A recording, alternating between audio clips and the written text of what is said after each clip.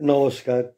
চিরঞ্জীব ভালোবাসার সামান্য স্পর্শেও বাংলা ভাষার উচ্চারণে আবিশ্বের কবিদের কবিতা পাঠের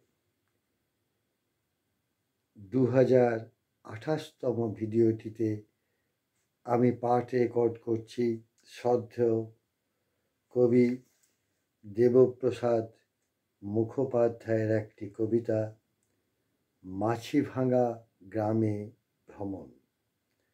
মাছিভাঙা গ্রামে ভ্রমণ, দেবপ্রসাদ মুখোপাধ্যায়।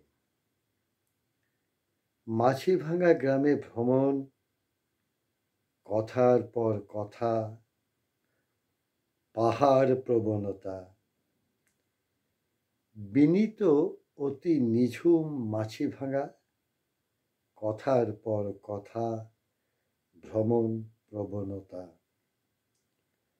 পার হয়ে যায় মাছের ভেড়ি যত, আমি তুমি ব্রত।